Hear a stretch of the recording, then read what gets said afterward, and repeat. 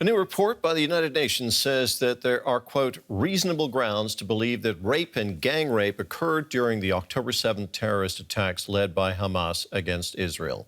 The UN mission interviewed survivors and witnesses and examined hours of video footage and thousands of photographs to arrive at this conclusion. The special representative on sexual violence said she and a team of experts had found clear and convincing information about rape and sexualized torture. The report also said that some incidents of rape could not be verified, but there was convincing information that hostages taken from Israel were subjected to sexual violence during their captivity. Meanwhile, the head of the UN's Palestinian Refugee Agency, UNRWA, has warned of a deliberate campaign to destroy it following a funding freeze by donors. Speaking at the UN General Assembly, Philippe Lazzarini stressed that the agency was vital to support what he called a sea of displaced Palestinians in Gaza. He alleged the Israeli government was trying to undermine the agency for political ends. Israel has repeatedly accused UNRWA of employing staff linked to Hamas and other militant groups. That's led many countries to suspend funding. Lazzarini warned that the agency was being pushed to the brink. We are functioning hand to mouth. Without additional funding, we will be in uncharted territory with serious implications for global peace and security. The fate of the agency and the millions of people who depend on it hang in the balance.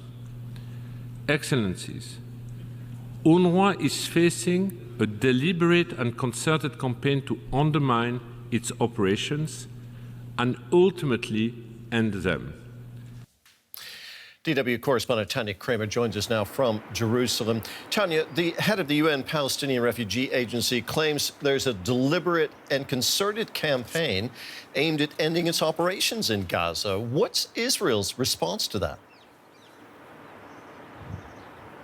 Well, I think Israel has made it repeatedly clear that they don't see a role anymore for UNRWA in Gaza and potentially also in the region. And Israel's military spokesperson, Daniel Hagari, last night, in that regard, they released again audio recording, as they say, reportedly it's the voices of two people, two employees of UNRWA, as they say, that are linked directly to taking hostages, at least one of them, on October 7th. Now, the head of UNRWA, Philippe Lazzarini, as we heard him now speaking last night, said they have received no clear evidence of Israel for their claims, and that UNRWA has stressed time and time again that they are submitting the list of employees to Israel, and that over the year there were no, no complaints received by UNRWA over these employees.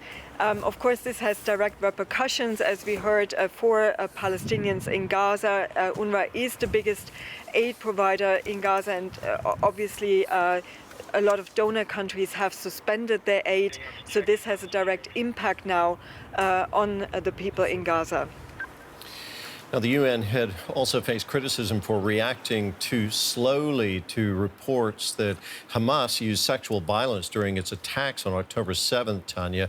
A UN report has now come out. It's been published saying on that very topic. Tell us more. Well, the reactions are coming in now from Israel. We heard from the Foreign Ministry that they welcomed, as they put it, the definitive recognition that Hamas committed sexual crimes, and they're calling for convening the UN Security Council.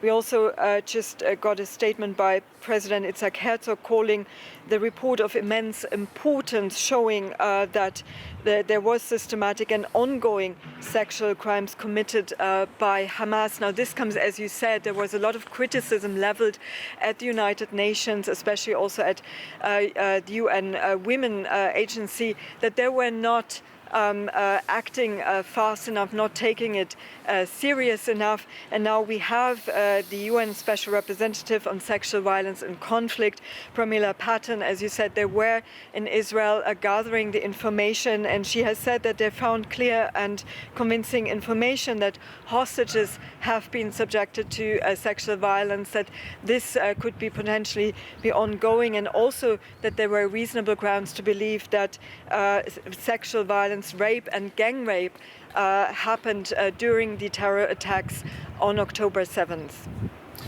Now, all this comes, Tanya, as negotiators meet in Cairo for talks on a truce and on getting the release of those hostages from Gaza. What's the latest there, briefly, if you can? Yeah, diplomatic efforts are ongoing, as we understand, and it would be a third day where negotiators come together from Egypt, Qatar, Hamas, and also from the US in Cairo. They're expected to continue those negotiations, but it seems that there is one of the problems. Israel is not part at the moment. Their delegation is not in Cairo yet.